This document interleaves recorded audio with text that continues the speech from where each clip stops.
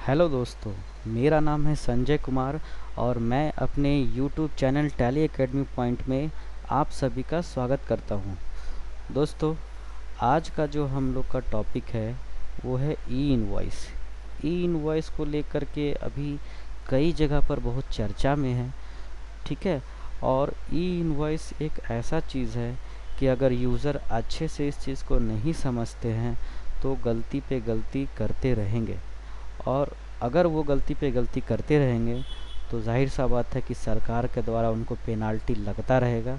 और ई इनवॉइस के बिहाफ में पेनाल्टी भी बहुत बड़ा है।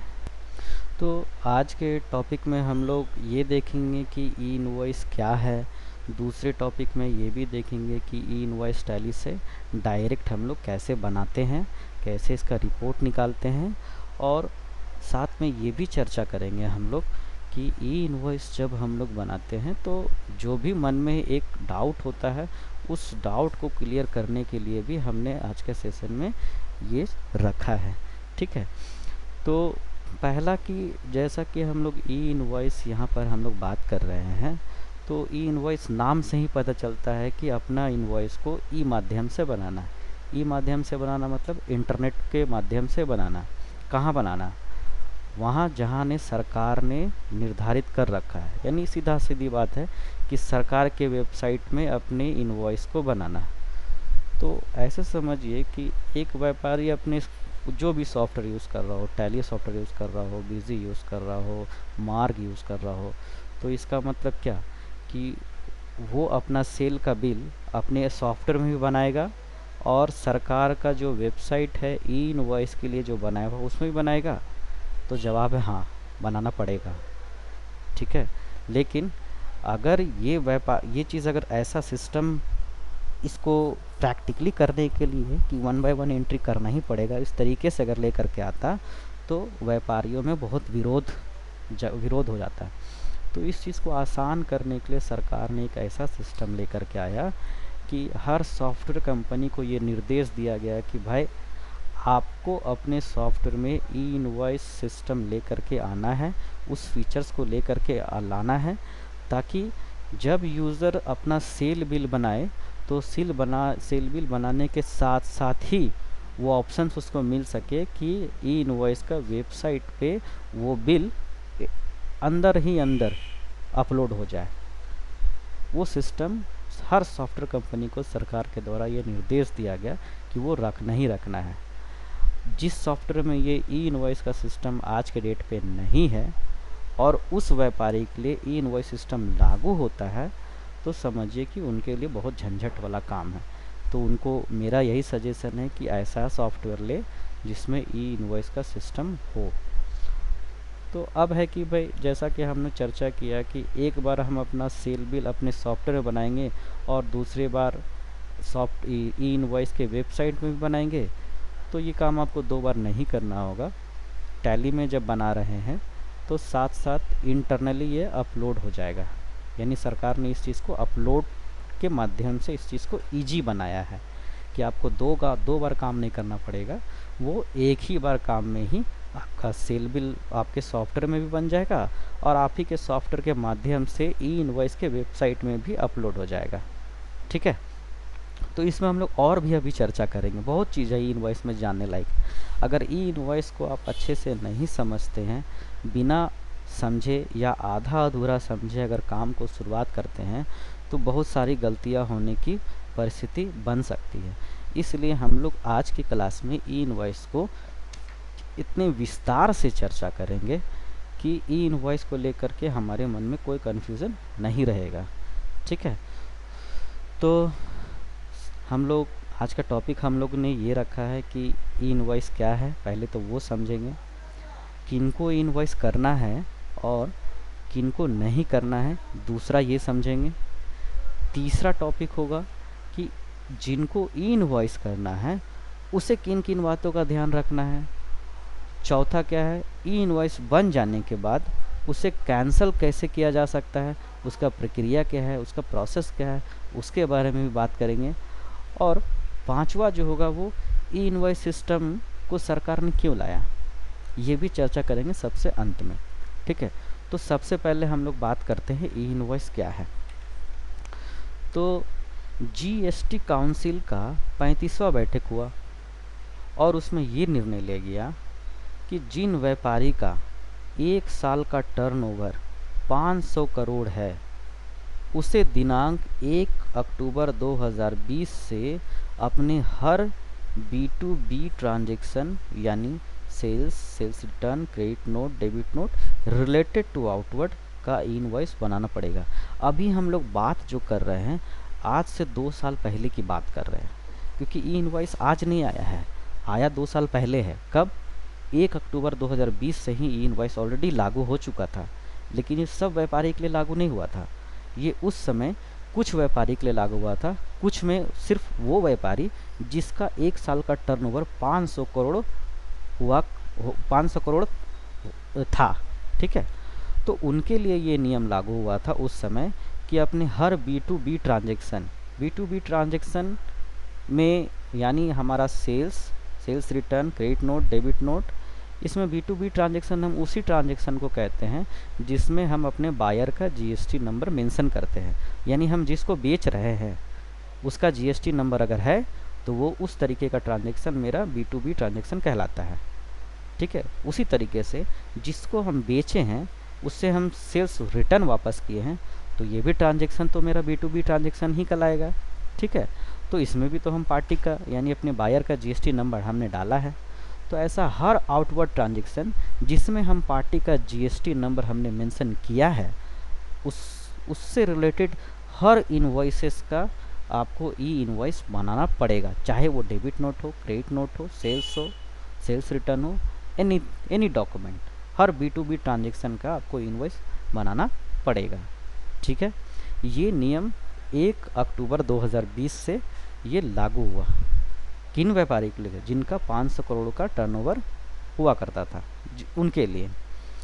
उसके बाद यही नियम आगे रिवाइज होता चला गया। अच्छा, इसमें एक चीज़ और हम बताना भूल गए कि B2B ट्रांजैक्शन तो हमने बता दिया कि वैसा ट्रांजैक्शन जिसमें हम बायर का जीएसटी नंबर हम बताते हैं, और ऐसा ट्रांजैक्शन जिसमें बायर का हम जीएसटी नंबर नहीं बताते हैं, जैसे कैश बिल हो गया। अब हम किसी कैश कस्टमर को बेच रहे हैं तो उसका थोड़े ना जीएसटी नंबर होता है, या फिर एक ऐसा पार्टी को बेच रहे हैं जो कि अनरजिस्टर्ड है, जिसके पास अपना जीएसटी नंबर नहीं है, ठीक है। तो नीचे दिए हुए चार्ट में हम इसको और विस्तार से बताए हैं कि ई इनवॉइस कब से शुरू हुआ, कब से लागू हुआ, और कब कब इसका जो टर्नओवर रिवाइज किया गया है, और किस किस तारीख से किन किन व्यापारियों के लिए ये अप्लीकेबल हुआ है। जैसे जो अभी हम 500 करोड़ की बात कर रहे हैं उसमें हम देखेंगे यहाँ पर नीचे में कि 500 करोड़ जो है, यहाँ पे 500 करोड़ जो है वो 1 अक्टूबर 2020 से लागू हुआ था। उसके बाद 500 करोड़ के बाद डाउन होकर के 100 करोड़ आया। 100 करोड़ का जो टर्नओवर वाला सिस्टम था, यानी 1 जनवरी 2021 से यही चीज़ ई इनवॉइस रिवाइज हुआ, और 1 जनवरी 2021 से उन व्यापारियों के लिए अप्लीकेबल हुआ जिनका टर्नओवर 1 साल का 100 करोड़ टर्नओवर है, ये उनके लिए फिर अप्लाई हुआ। फिर यही ई इनवॉइस का सिस्टम फिर हमारा 1 अप्रैल 2021 को फिर रिवाइज हुआ कि अब 50 करोड़ वाला टर्नओवर वाला के लिए भी ई इनवॉइस अप्लीकेबल होगा, और 1 अप्रैल 2022 को फिर रिवाइज हुआ। उसके बाद 20 करोड़ वाला व्यापारी 20 करोड़ टर्नओवर वाले व्यापारी के लिए भी ई इनवॉइस 1 अप्रैल 2022 से अप्लीकेबल हो गया, और यही फिर रिवाइज हुआ है जो अभी हम लोगों के लिए जो हम लोग देख रहे हैं उसमें हम लोग देख रहे हैं कि 1 अक्टूबर 2022 से अब उन व्यापारी के लिए भी अप्लीकेबल हो गया जिनका 1 साल का टर्नओवर 10 करोड़ है। 10 करोड़ अगर है आपका 1 साल का टर्नओवर मतलब सेल, अगर 1 साल में आपका सारा कॉन्सोलिडेटेड सेल का बात करें, सब सेल अगर चाहे वो टैक्स फ्री हो, टैक्सेबल हो, सब हो, अगर आपका 10 करोड़ है तो आपको 1 अक्टूबर 2022 से आपको ई इनवॉइस अपने हर B2B ट्रांजैक्शन में बनाना पड़ेगा। ये रूल आया। उसके बाद ये हम बात कर रहे थे 2020 का, यानी 2 साल पीछे की, कि ई इनवॉइस आया कब से।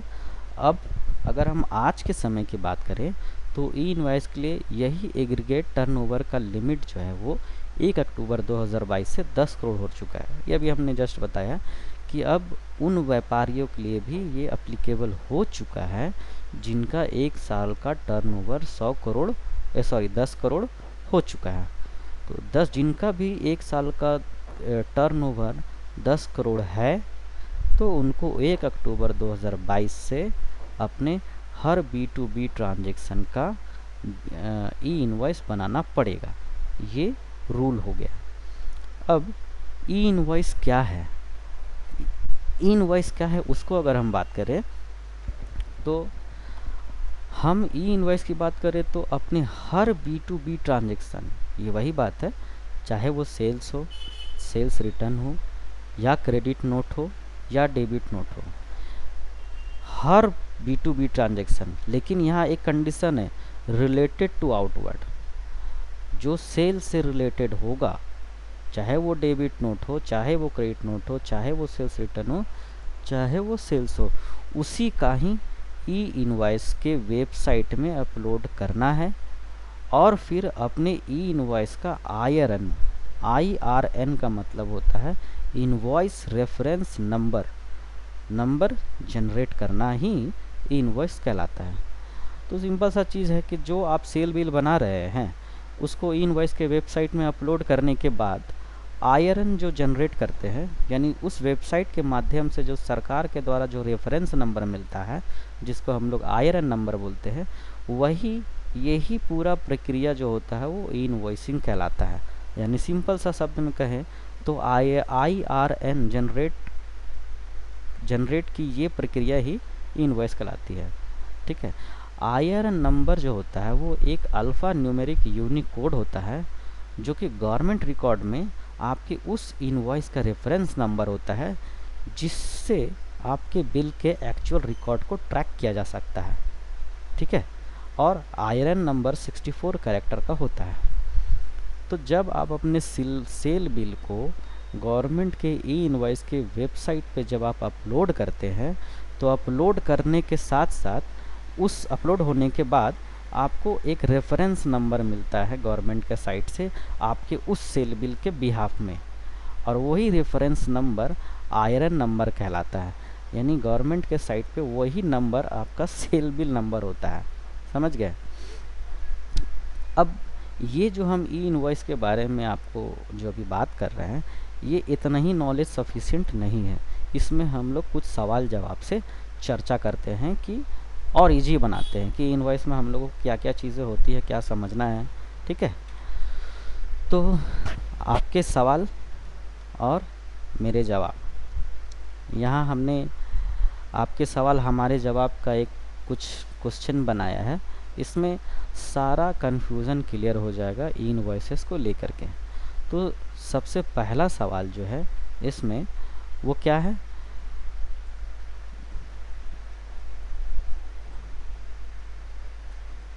हाँ, मेरी कंपनी, पहला क्वेश्चन, मेरी कंपनी GST में रजिस्टर्ड नहीं है।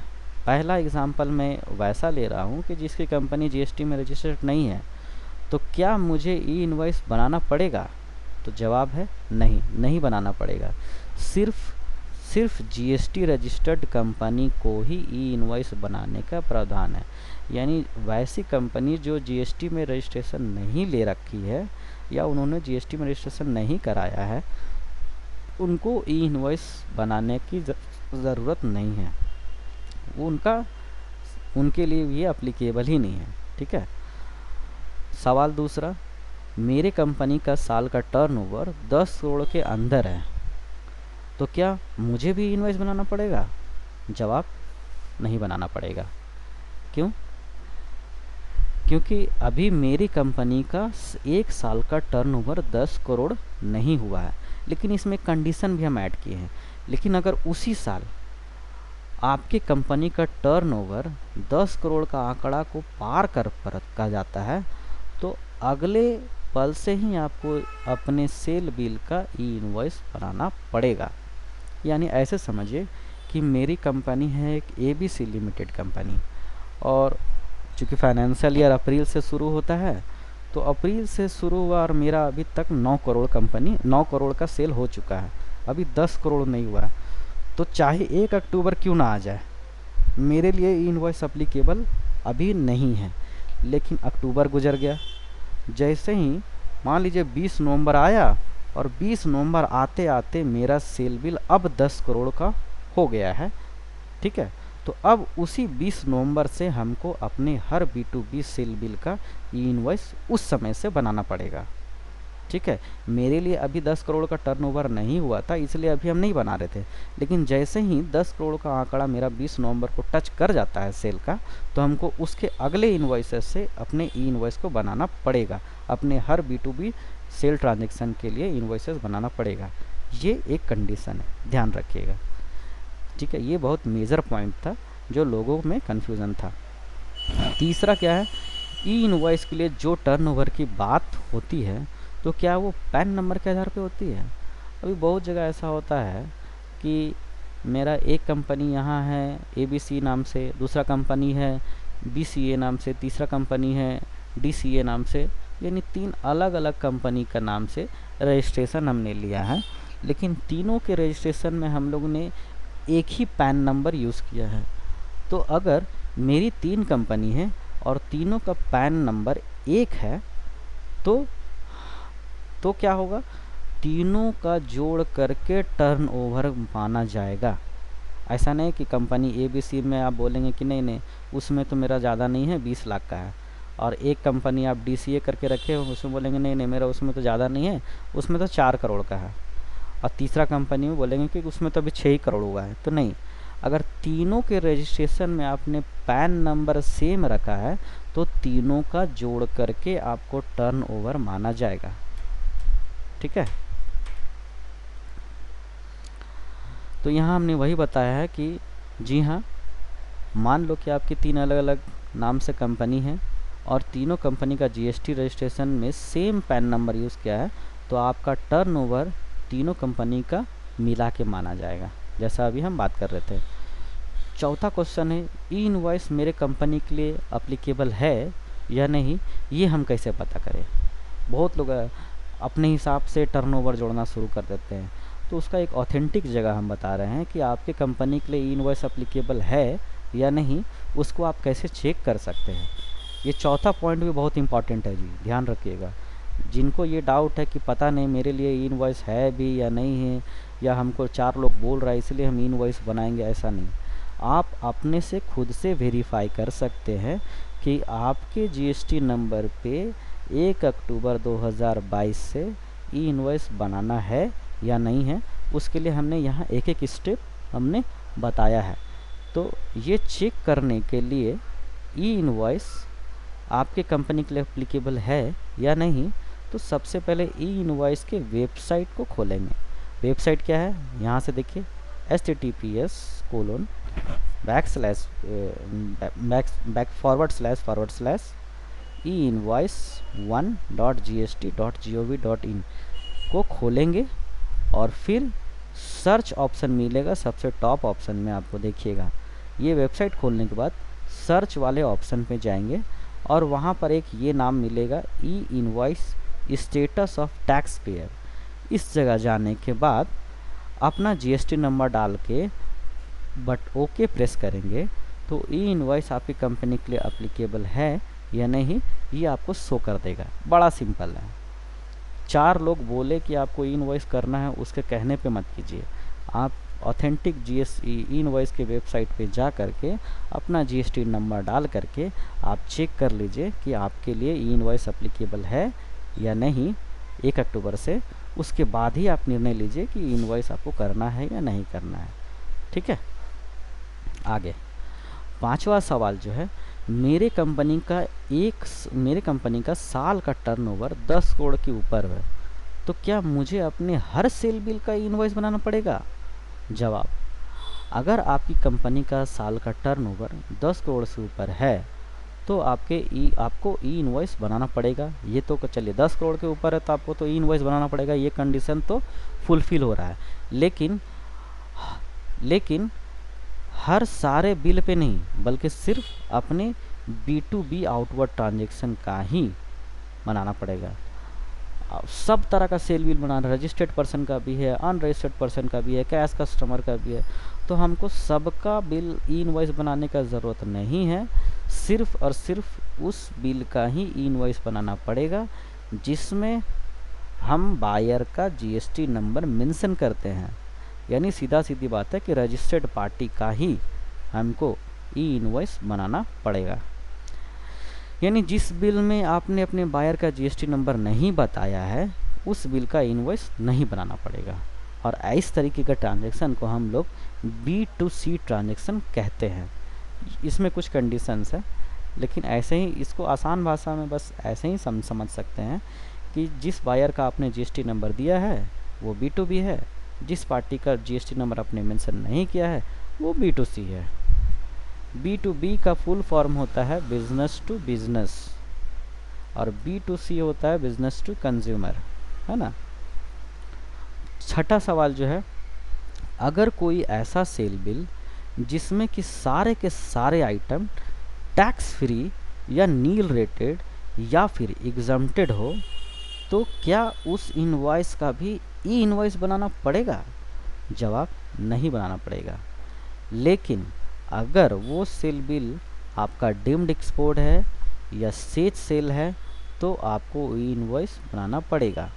ठीक है, ये डीम्ड एक्सपोर्ट और सेज सेल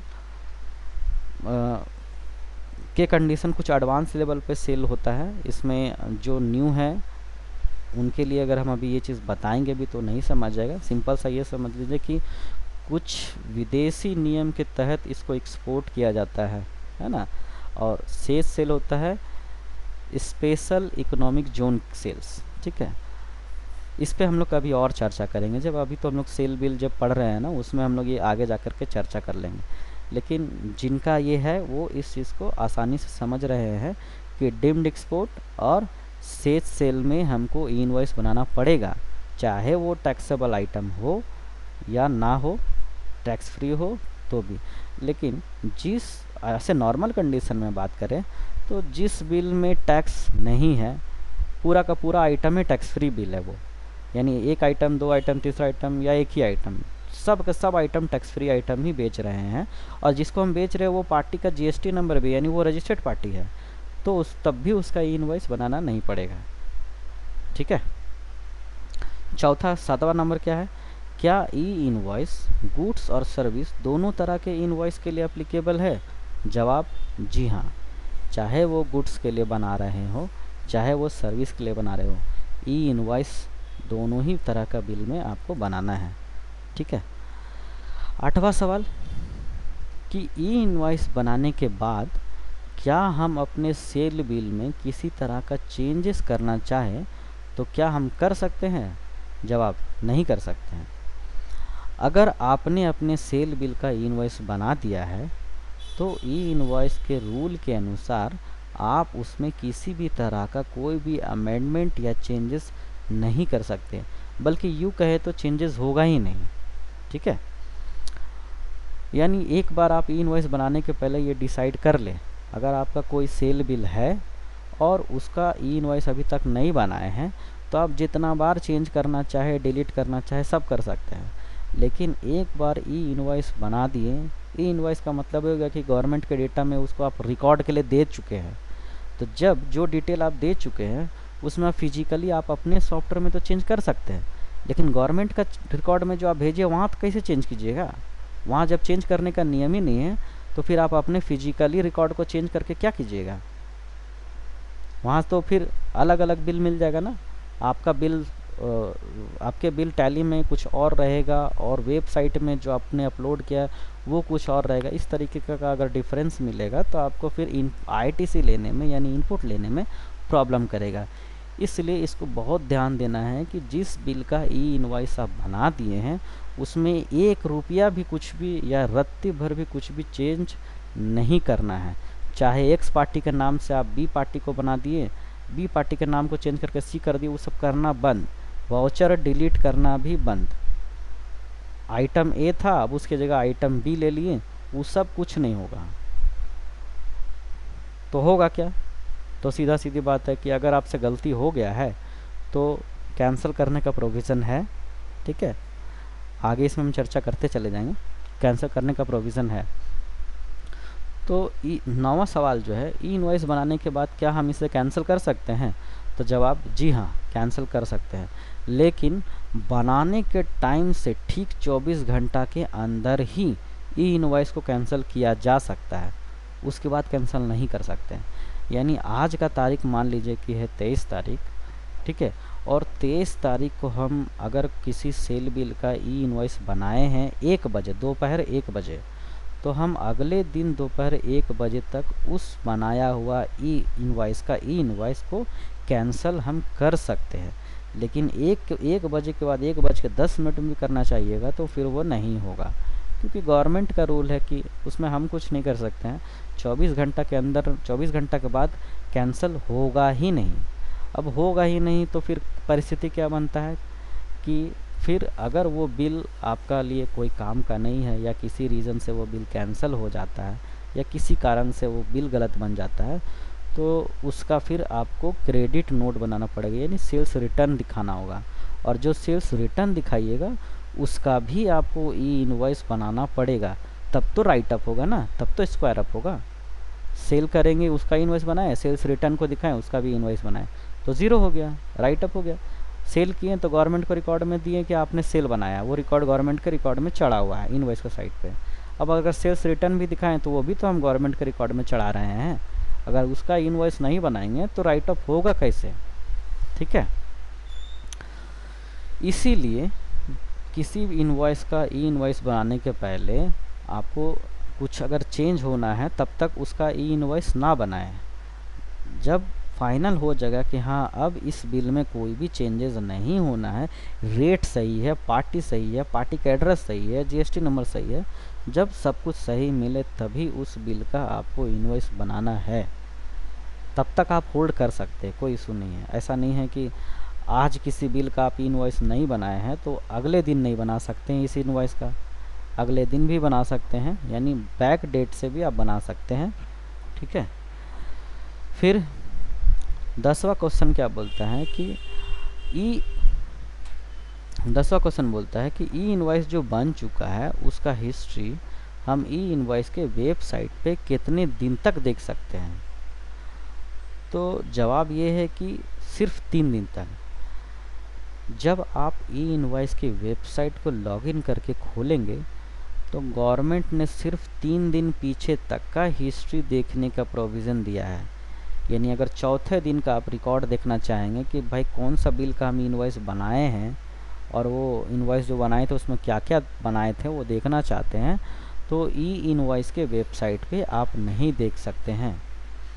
तो फिर कहाँ से देख सकते हैं? तो जवाब ये, सवाल ये फिर कहाँ से देख सकते हैं? जब ई इनवॉइस के साइट पे नहीं देख सकते तो कहाँ से देख सकते हैं? तो इसको जीएसटी के वेबसाइट से आप क्रॉस चेक कर सकते हैं कि आपने कितने बिल का इनवॉइसेस बना दिया है और उसमें जब बनाए थे तो उसमें क्या डिटेल मेंशन था। लेकिन होता क्या है कि जब आप ई इनवॉइस बनाते हैं तो ई इनवॉइस के वेबसाइट पे तो तुरंत अपलोड हो जाता है, लेकिन जीएसटी के वेबसाइट पे इमीडिएटली अपलोड नहीं होता, वहाँ ट्रैक करके लाने में 2 या 3 दिन टाइम लेता है ना। 11 नंबर सवाल से क्या मतलब निकलता है कि ई इनवॉइस बन जाने के बाद क्या हम अपने सेल बिल को डिलीट कर सकते हैं? मान लीजिए कि किसी कोई सेल बिल बनाए और हम लोग बाद में देखते हैं कि वो बिल ना गलती बन गया है या गलत बन गया है या रेट गलत लग गया है, कारण जो भी हो। आज के रेट पे होता है ऑपरेटर से कुछ गलती होता है तो देखते हैं कि मालिक नहीं देख रहे हैं तो बहुत से डिलीट मार देते हैं। लेकिन ई इनवॉइस बन जाने के बाद अगर ऐसा गलती कोई ऑपरेटर करता है तो वो ट्रैक हो जाएगा, ठीक है, वो ट्रैक हो जाएगा। इसीलिए ई इनवॉइस बनाने के बाद किसी भी बिल को डिलीट नहीं करना है, क्योंकि वो बिल सरकार के पास रिकॉर्ड में पड़ा हुआ है। आप अपने टैली से ना डिलीट कर सकते हैं, और जो ई इनवॉइस बनाने के समय में जो सरकार को डिटेल आपने अपलोड किया वो तो वहाँ है ना, वो तो पड़ा हुआ है। वहाँ पर बिल नंबर भी मेंशन है कि आपका कौन सा बिल नंबर के बिहाफ में ये बिल बना है, क्या किस पार्टी को बना है, कितना वैल्यू का बना है, कहाँ का पार्टी का बना है, तो सब रिकॉर्ड तो गवर्नमेंट के साइट पे आपने अपलोड कर दिया है। अब वहाँ अपलोड करने के बाद आप सोचेंगे कि हम टैली में अपना बिल को उठा के डिलीट कर दें कि ये तो गलत बन गया था, हमको मालिक डांटेंगे। तो भैया डांट सुन लीजिए, लेकिन डिलीट मत कीजिए। डिलीट कीजिएगा तो पकड़ा जाइएगा, क्योंकि सरकार अपने पास डिलीट करने का कोई प्रोविज़न नहीं दिया है। हाँ, अगर वहाँ देता तो आप ऐसा कर सकते थे। 12 नंबर के सवाल में ई इनवॉइस का आयरन नंबर और मेरे सेल बिल का इनवॉइस नंबर का कोई आपस में कोई संबंध है? तो जवाब जी हाँ, पूरा संबंध है। उदाहरण के लिए कि मान लीजिए कि आपने एक सेल बिल बनाया जिसका बिल नंबर INV 2223-208 है। जब आप इस बिल का ई इनवॉइस बनाते हैं तो आपके इस बिल के लिए iron number, invoice reference number प्राप्त होता है यानी मिलता है। इस आयरन नंबर को अपने सेल बिल में दिखाना ज़रूरी होता है। अगर आपने अपने सेल बिल में ये आयरन नंबर नहीं दिखाया है तो ई इनवॉइस के रूल के अनुसार आपका सेल बिल मान्य नहीं होगा। यानी सिंपल सा चीज़ है कि अगर कोई B2B ट्रांजैक्शन है आपका और आपने उसका ई इनवॉइस नहीं बनाया है तो गवर्नमेंट्स के हिसाब से वो बिल मान्य नहीं है, ठीक है।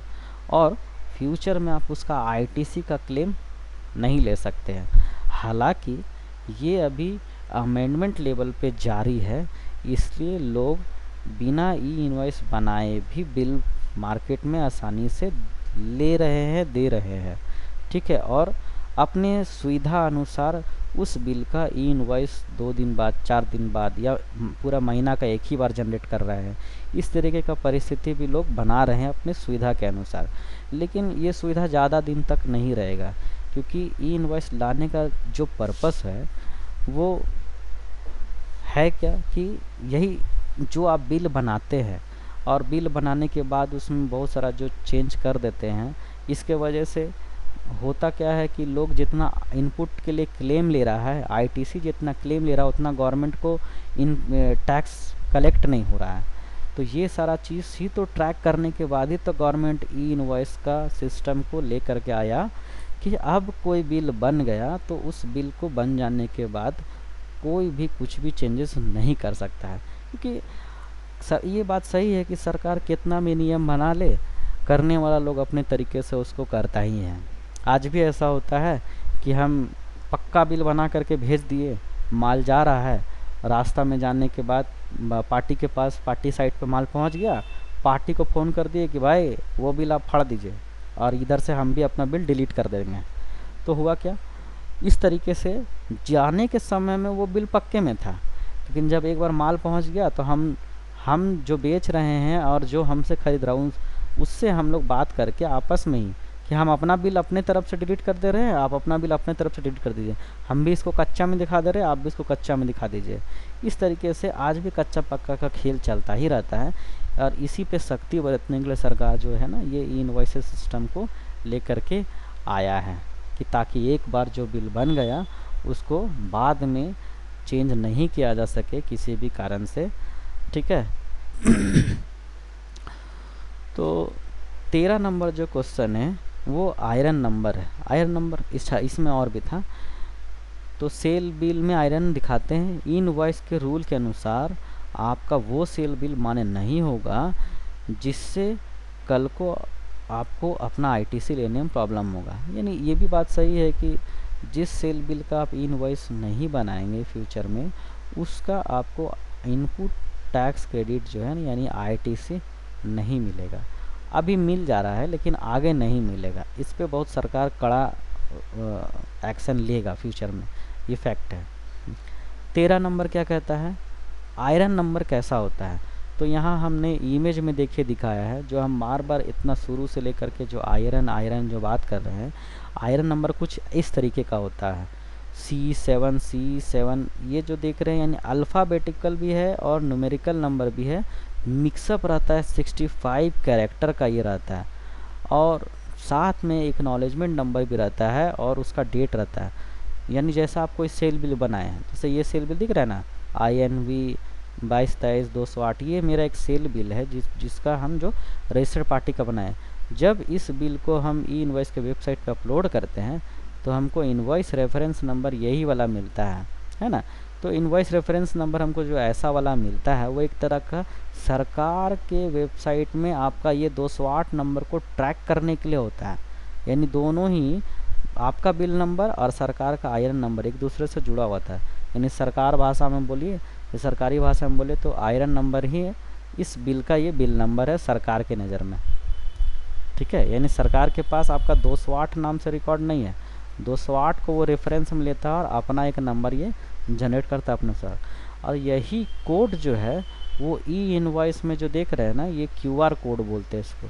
ये QR कोड में इनक्रिप्ट किया हुआ रहता है। यानी जब आप इसको स्कैन करेंगे तो ये जो लेफ्ट साइड में जो डिटेल देख रहे हैं यही डिटेल आपको मिलेगा। 14 सवाल, 14 नंबर है, लास्ट सवाल है, ई इनवॉइस सिस्टम को सरकार ने क्यों लाया? तो सबसे बड़ा चीज़ कि आपका हर B2B ट्रांजैक्शन को ट्रैक करने के लिए लाया है रियल टाइम में, कि आपका जो B2B इनवॉइसेस बन रहा है वो क्या डिटेल्स के साथ बन रहा है, बन जाने के बाद कहीं आप चेंजेस तो नहीं करते हैं। तो ये सारा चीज़ बेसिकली टैक्स का प्रॉपर कलेक्शन करने के लिए ही इतना सारा नियम कानून लेकर के आया है गवर्नमेंट। अच्छा, ई इनवॉइस को दूसरा कारण क्यों लाया है? क्योंकि फेक इनवॉइस बना करके भी ना गवर्नमेंट से बहुत सारा इनपुट क्लेम लिया जा रहा था, टैक्स का बेनिफिट लिया जा रहा था। तो ये सारा चीज़ को रोकने के लिए भी फेक इनवॉइसेस जो बन रहे थे उनको रोकने के लिए भी ई इनवॉइस सिस्टम लाया गया है। यानी ई इनवॉइस सिस्टम लाने के बाद कोई भी व्यापारी फेक इनवॉइस नहीं बना सकता है। फेक इनवॉइस बनाएगा तो वो खुद फंस जाएगा। उसके बाद तीसरा क्या है, इनपुट टैक्स क्रेडिट जो फ्रॉड हो रहा था अब फ्रॉड नहीं होगा, इसलिए भी ई इनवॉइस सिस्टम को लाया गया। अब जो हम लोग बात कर रहे हैं ये सब चीज़ तो अभी हम लोग इतना जो चर्चा किए ये सब था थ्योरी, जो हम लोग को ई इनवॉइसेस शुरू करने के पहले पता होना चाहिए कि भाई ई इनवॉइसेस क्या है, क्या क्या नियम कानून है, क्या ध्यान रखना है, क्या नहीं ध्यान रखना है, किन के लिए एप्लीकेबल है, किन के लिए एप्लीकेबल नहीं है, किसको करना है, अगर हो जाता है तो कब कैंसिल कर सकते हैं, कब कैंसिल नहीं कर सकते हैं। यानी कोई भी गलती यहाँ पर नहीं करना है सेल बिल का इनवॉइस बनाने के बाद। ठीक है, अब जब इतना नियम कानून जब हम लोग जान गए तब हम लोग को सबसे पहला काम करना होता है ई इनवॉइस में खुद को रजिस्ट्रेशन करने का। जैसा कि हमने अपने सवाल जवाब में ये बताया कि जब आप अपने कंपनी के लिए ये ट्रैक कर लेते हैं कि आपके लिए ई इनवॉइस एप्लीकेबल है या नहीं है, उस चीज़ को जैसे ही आप ट्रैक कर लेते हैं तो मिल जाने के बाद सबसे पहले आपको ई इनवॉइस के साइट पे खुद को रजिस्ट्रेशन करना है ना। तो कैसे ट्रैक होता है वो भी मैंने वहाँ बताया है। इनवॉइस के साइट पे जा कर के सर्च वाले ऑप्शन में जा कर के टैक्स पेयर वाला ऑप्शन पे जा कर के वो चेक कर लेंगे कि आपके लिए इनवॉइस एप्लीकेबल है या नहीं है। अगर एप्लीकेबल है तो हम लोग को ये काम करना है जो अभी हम लोग दिखा रहे हैं। सबसे पहले ई इनवॉइस रजिस्ट्रेशन करना है। जब ई इनवॉइस आप रजिस्ट्रेशन करते हैं तो उसके लिए अपने वेबसाइट में ई इनवॉइस के वेबसाइट में, ये इनवॉइस का वेबसाइट है ना, क्या https://e-invoice1.gst.gov.in यही वेबसाइट है जो ई इनवॉइस का वेबसाइट है, जिसमें आपको अपना सेल बिल भी अपलोड करना होता है और रजिस्ट्रेशन भी हम लोग को यहीं से करना है। तो जब ई इनवॉइस के वेबसाइट में जब आप खुद को रजिस्टर कर लेते हैं तब उसी रजिस्ट्रेशन हो जाने के बाद लॉगिन जब करते हैं तब टैली के लिए अलग रजिस्ट्रेशन होता है। वो कौन सा रजिस्ट्रेशन? API रजिस्ट्रेशन करना पड़ता है। API रजिस्ट्रेशन मतलब, API का मतलब होता है एप्लीकेशन प्रोग्रामिंग इंटरफेस, यानी सॉफ्टवेयर से इंटरनली इंटरफेस मिल जाता है कि वो ई इनवॉइस के वेबसाइट में जा करके इनवॉइस बनाने की प्रक्रिया को कंप्लीट करें अंदर ही अंदर। उसके लिए यूज़र का कोई एक्स्ट्रा इफर्ट नहीं है। तो सबसे पहला काम हम लोग को ई इनवॉइस के वेबसाइट पे रजिस्ट्रेशन करना है। कैसे करेंगे वो भी हम दिखाएंगे अभी, लेकिन हम लोग पहले चर्चा कर रहे हैं कि ई इनवॉइस वेबसाइट पे जा करके जब आप रजिस्ट्रेशन कर लेंगे तब आपको एक क्रिएट करना है एपीआई यूज़र, जो कि वेबसाइट के अंदर से ही बनेगा टैली के लिए। जब आप टैली के लिए एपीआई यूज़र बना लेंगे तब आपके पास क्या होगा, तब आपके पास मामला कुछ ऐसा होगा। आपके पास दो यूज़र आईडी पासवर्ड मिल जाएगा। एक यूज़र आईडी पासवर्ड तो वेबसाइट के लिए होगा, यानी ई इनवॉइस के वेबसाइट जब आप रजिस्ट्रेशन करेंगे तो आपके पास एक यूज़र आईडी पासवर्ड तो वेबसाइट के लिए होगा, और दूसरा यूज़र आईडी पासवर्ड इसी वेबसाइट से आप टैली के लिए बना रहे हैं। क्योंकि आपको ई इनवॉइस किससे करना है, टैली से करना है। तो टैली के लिए ई इनवॉइस बनाने के लिए यूज़र आईडी पासवर्ड अलग से मिलता है, जिसको हम लोग एपीआई यूज़र कहते हैं, जो भी हमने दिखाया। एपीआई क्रिएट करना पड़ता है, वो कैसे क्रिएट होगा, कहाँ से क्रिएट होगा, हम सब चीज़ दिखाएंगे अभी, ठीक है। तो हमारे पास जब हम लोग रजिस्ट्रेशन कर लेंगे, ये प्रोसीजर कंप्लीट कर लेंगे, तो मेरे पास दो आईडी पासवर्ड होगा। एक आईडी पासवर्ड वेबसाइट के लिए, एक आईडी पासवर्ड टैली के लिए। वेबसाइट के लिए हम लोग को कभी कुछ क्रॉस चेक करना हो या लॉगिन करना हो, लॉगिन करके कुछ देखना हो, ई इनवॉइस के बिहाफ में कुछ देखना हो, तो हम लोग देख सकते हैं। और चूँकि ये मेरा सॉफ्टवेयर टैली है और हम टैली से इनवॉइस बना रहे हैं, तो मेरे पास यूज़र आईडी पासवर्ड टैली के लिए सेपरेट मिलता है, ठीक है, एपीआई यूज़र क्रिएट करने के बाद, जिससे हम टैली में आसानी से ई इनवॉइसेस बना सकते हैं अपने सारे B2B ट्रांजैक्शन का। तो अभी हम ई इनवॉइस को कैसे रजिस्टर करना है वो बता रहे हैं। देखिए यही सर्च ऑप्शन बता रहे थे, इस सर्च ऑप्शन के अंदर में ही आपको मिलेगा कि आपके लिए ई इनवॉइस एप्लीकेबल है या नहीं है। तो ई इनवॉइस का वेबसाइट है einvoice1.gst.gov.in। ये इनवॉइस वेबसाइट खोलने के बाद, ठीक है, हम लोगों को क्या करना है, यहाँ पे बहुत सारा ऊपर में मेनू दिया है, होम दिया है, लॉस दिया है, हेल्प दिया है, सर्च दिया है, कॉन्टैक्ट दिया है, रजिस्ट्रेशन दिया है, लॉगिन दिया है। ये इनवॉइस के वेबसाइट में, सारा चीज़ यहाँ दिया है। तो हम लोग सबसे पहला काम करेंगे, रजिस्ट्रेशन में जाएंगे, पोर्टल लॉगिन में जाएंगे, आप अपना जीएसटी नंबर यहाँ डालेंगे, और डालने के बाद फिर कैप्चा कोड डालेंगे, और कैप्चा कोड डालने के बाद फिर गो पे क्लिक करेंगे। जैसे ही क्लिक करेंगे तो आपके मोबाइल पे जो एक ओटीपी जाएगा, वो कौन सा मोबाइल नंबर होगा, ये वो मोबाइल नंबर होगा जिसमें आपका जीएसटी का वेबसाइट रजिस्टर किया गया है। तो उस नंबर पे आपको एक ओटीपी जाएगा, ओटीपी यहाँ भरेंगे। भरने के बाद हम वेरीफाई पे यहाँ पर क्लिक करेंगे। वेरीफाई पे क्लिक करने के बाद आपको यूज़र नेम और पासवर्ड बनाने का ऑप्शन आएगा। यहाँ से हम यूज़र नेम और पासवर्ड बना लेंगे। ये अभी इन वेबसाइट के लिए होगा। अब जो हम यूज़र आईडी और पासवर्ड जो बनाए, उससे हम यहाँ पर लॉगिन किए। लॉगिन करने के बाद हम ये अभी ई इनवॉइस का इंटरफेस में चले गए, ठीक है। यहाँ हम जो भी देख रहे हैं, यहाँ पर ई इनवॉइस का वेबसाइट के अंदर का चीज़ को देख रहे हैं। जब ई इनवॉइस के वेबसाइट को हम लॉगिन करेंगे तो यहाँ सारा कुछ ऐसा ही दिखाएगा। यहाँ पर ई इनवॉइस मेनू दिखाई देगा। जितना भी आप ई इनवॉइस बनाए हैं किस टैली सॉफ्टवेयर से, वो सब का हिस्ट्री यहाँ पर मिल जाएगा ई इनवॉइस के अंदर में। अब एपीआई इसी के अंदर में एपीआई रजिस्ट्रेशन करने वाला ऑप्शन में जाएंगे, यूज़र क्रेडेंशियल में जाएंगे और क्रिएट एपीआई यूज़र पे क्लिक करेंगे। ये अभी जो हम बना रहे हैं वो टैली के लिए बना रहे हैं। अभी हम ओके बटन किए, फिर एक ओटीपी जाएगा। ओटीपी जाने के बाद हम ओटीपी भरेंगे। यहाँ पर ऑप्शन होगा direct GSTN number through GSP, tally RP9, through client ID और अदर। यहाँ पर हम लोग थ्रू जीएसपी वाले ऑप्शन को टिक करके आगे बढ़ेंगे। यहाँ पर हम सेलेक्ट जीएसपी में टैली लेंगे, टैली इंडिया प्राइवेट लिमिटेड, यहाँ मिल जाएगा मेनू।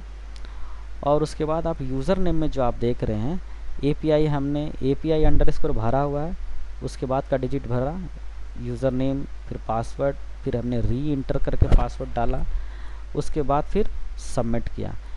इस तरीके से हम लोगों का एपीआई यूज़र नेम और पासवर्ड टैली के लिए मिल गया, ठीक है।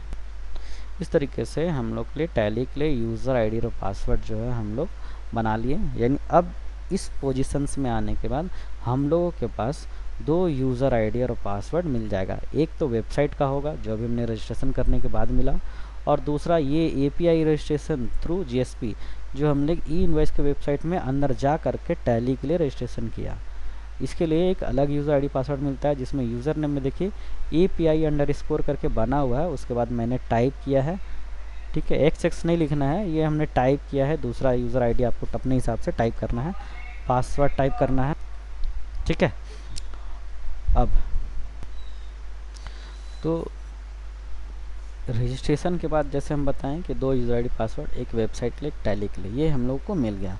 अब ये काम कैसे करता है टैली, वो अब हम बताने या दिखाने के लिए जा रहे हैं कि इंटरनली ये काम किस तरीके से कर रहा है। तो अब इस स्क्रीन को जब ध्यान से देखेंगे तो आप समझेंगे कि आखिर सॉफ्टवेयर ये ई इनवॉइस बना कैसे रहा है। तो हमने एक एग्जांपल लिया है, एक टैली लिया है। यहाँ पे मेरा टैली है, ये मेरा टैली है, और ये गवर्नमेंट का वेबसाइट है जो गवर्नमेंट के पास है। हमने टैली में एक बिल बनाया, बिल नंबर 1, और इसको सेव किया। जब हम इसको सेव करते हैं तो हमसे ये वाला बॉक्स पूछता है, इसमें क्या लिखा हुआ है, ई invoice login.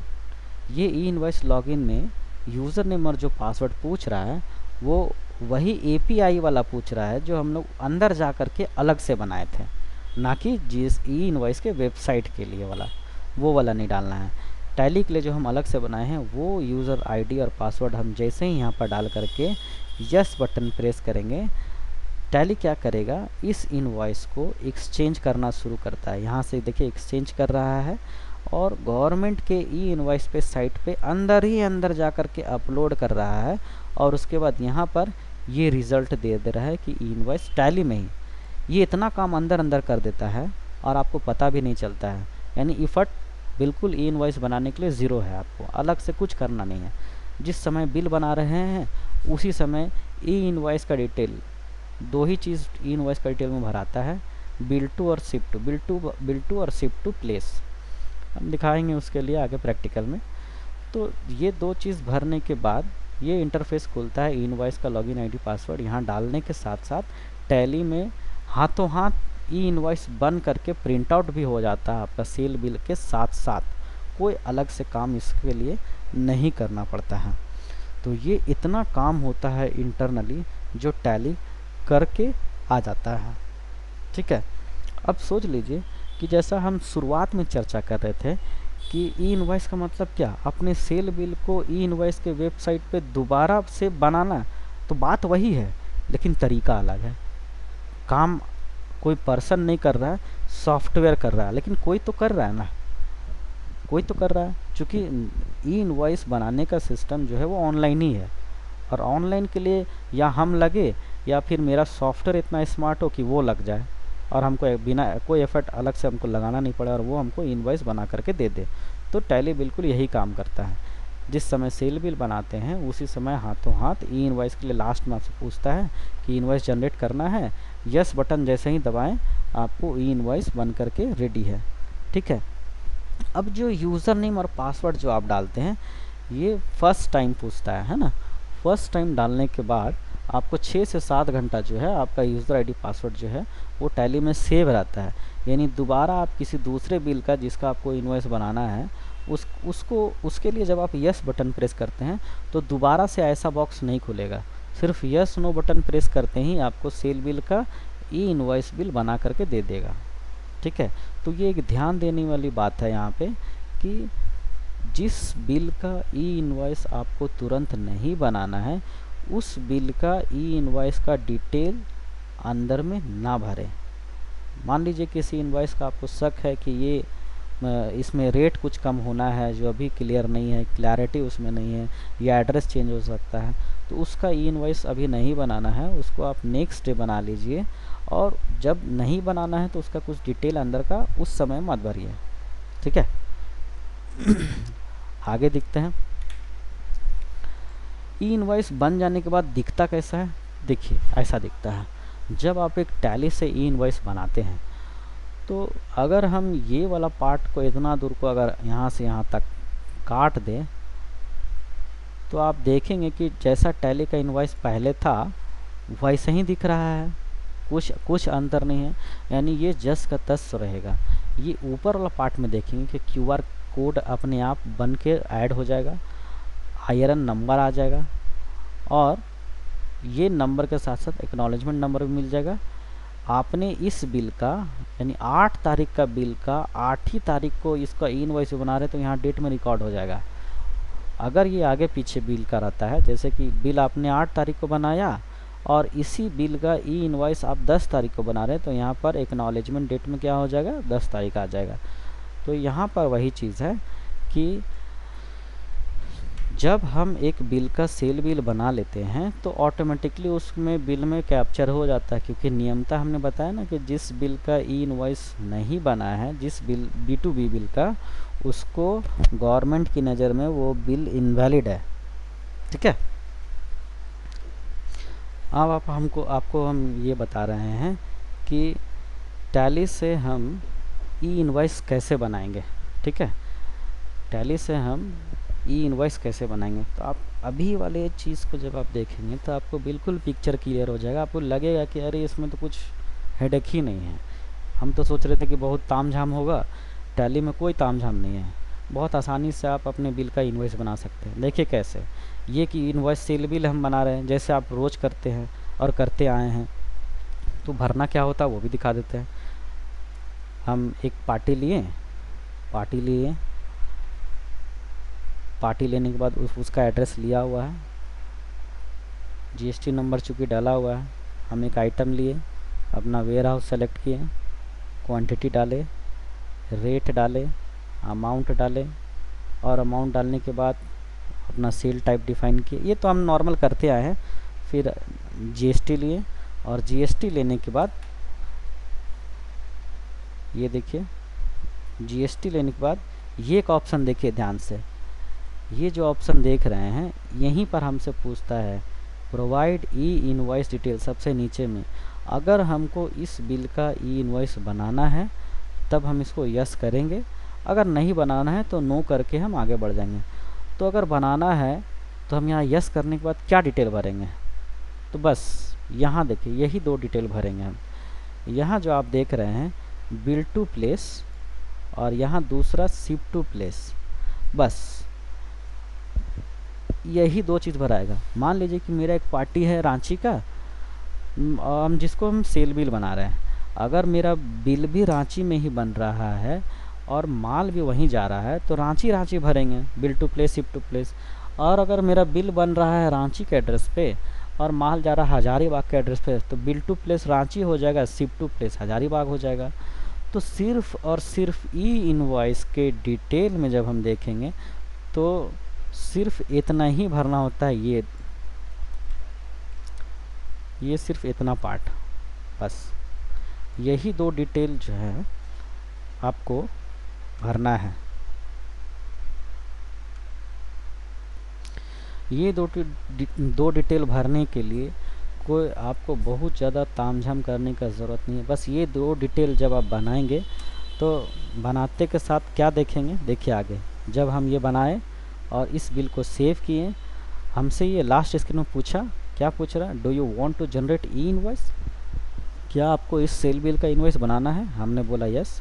Yes button press करने के बाद फिर यूज़र नेम जो हम अभी बनाए थे और उसका पासवर्ड डाल करके आप जैसे इंटर करेंगे, तो इंटर करने के बाद यहाँ पर मेरा बिल का जो सेल बिल है प्रोसेस हो करके यहाँ एक मैसेज नीचे देखिए दिखाएगा। इस जगह पर ये एक मैसेज दिखाएगा क्या, कि ई इनवॉइस जनरेटेड सक्सेसफुल, यानी जो हम बिल बनाएं उसका ई इनवॉइस भी सक्सेसफुली जनरेट हो गया है। अब आप पूरे चीज़ को देखेंगे ध्यान से तो आपको लगेगा कि नहीं, यहाँ पर कोई एक्स्ट्रा इफर्ट है ही नहीं। और सही बात, कोई एक्स्ट्रा इफर्ट नहीं है इसमें।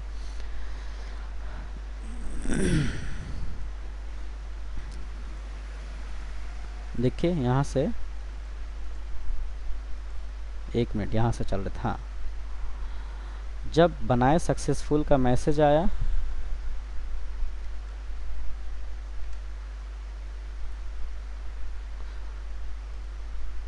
ठीक है, प्रिंट के लिए पूछा, यस नो। हम प्रिंट प्रीव्यू पहले देख लेते हैं, यस करते हैं। जब हम देखेंगे तो वही है ई इनवॉइस जो अभी हमने दिखाया था। यहाँ पर क्यूआर कोड बन जाएगा, यहाँ आईआरएन नंबर मिल जाएगा और इस तरीके से आपको आपके सेल बिल का ई इनवॉइस बन गया। मतलब कोई तामझाम नहीं था ऐसा। उसके बाद अब जो हम दिखाने के लिए जा रहे हैं इसमें क्या है कि वो अभी जो हमने दिखाया था उसमें सिंगल अपने इनवॉइस का कैसे अपलोड करते हैं ई इनवॉइस में, और ई इनवॉइस करने के बाद हम उसको सेल बिल के साथ साथ कैसे प्रिंट निकालते हैं वो अभी हम दिखाया था। अब अभी हम बल्क की बात कर रहे हैं। मान लीजिए कि 10 दिन या 7 दिन तक का आपने जो भी बिल बनाया है उसमें से किसी भी ई इनवॉइस का बिल नहीं बनाया। अब आपके एक सीनियर अकाउंटेंट आते हैं, सप्ताह में 1 दिन बैठते हैं और सारा का सारा जितना भी सेल बिल है उसको एक बार में कैसे ई इनवॉइस बना लेंगे उसका ऑप्शन सभी हम दिखाने जा रहे हैं। और साथ साथ जो भी हम इनवॉइस का ई इनवॉइस बना चुके हैं उसका रिपोर्ट कैसे देखेंगे वो भी हम अभी दिखाने के लिए जा रहे हैं। ठीक है, तो मेरी एक कंपनी है ये सुरभि हार्डवेयर बेंगलोर, है ना। मैं इस कंपनी में अभी बल्क ई इनवॉइस कैसे बनाता हूँ वो दिखाने के लिए जा रहा हूँ, है ना। तो देखेंगे उसको।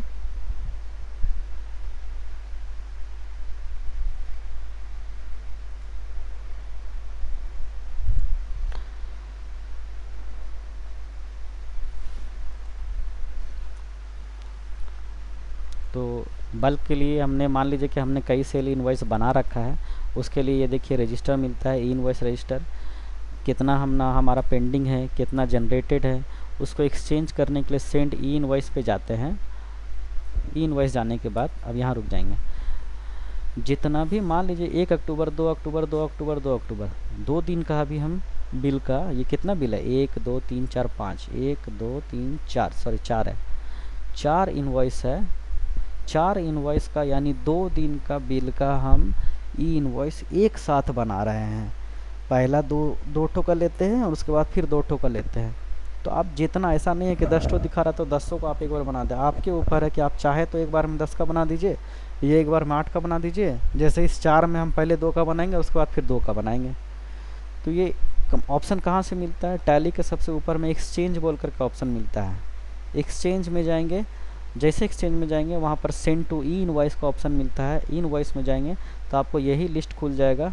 यहाँ पीरियड का भी ऑप्शन रहता है, पीरियड को सेलेक्ट करेंगे। यहाँ से पीरियड करने के बाद आपको जहाँ से जहाँ तक का आपको बिल है सब लिस्ट यहाँ पर आ जाएगा।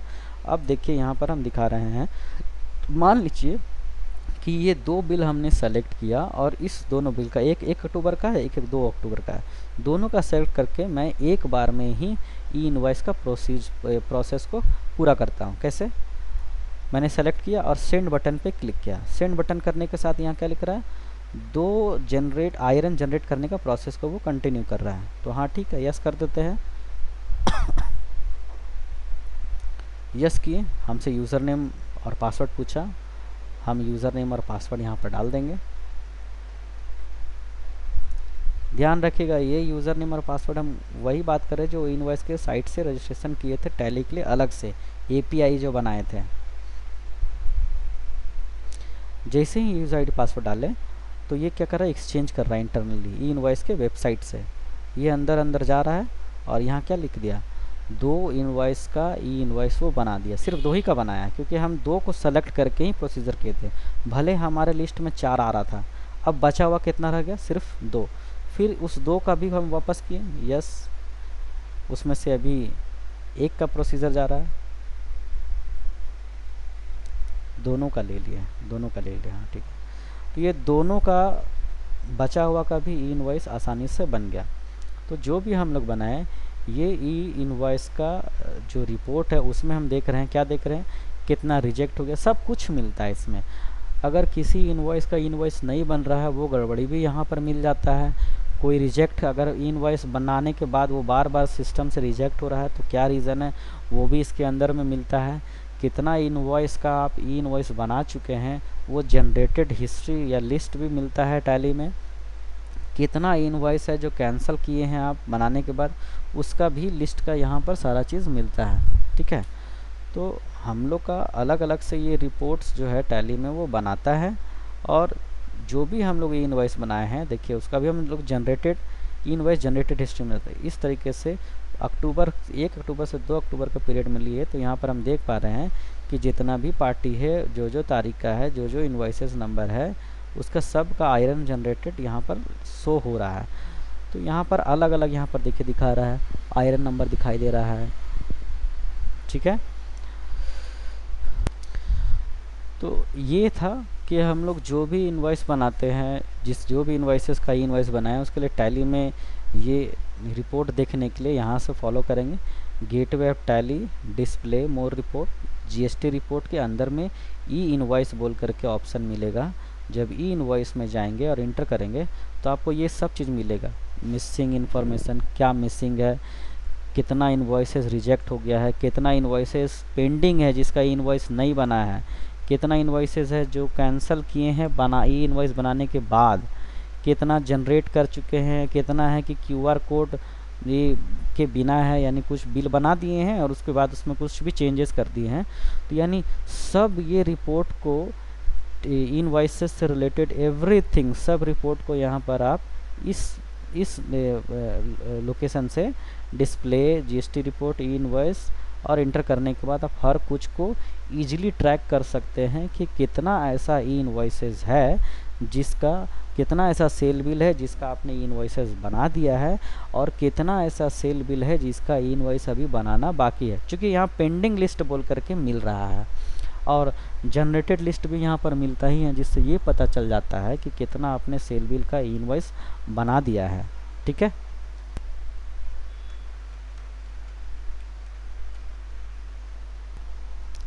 तो ई इनवॉइस का रिपोर्ट को देखने के लिए जो प्रैक्टिकल जो हमने अभी बताया उसको मैं प्रैक्टिकल भी दिखा दे रहा हूँ कि कहाँ से वो रिपोर्ट मिलेगा।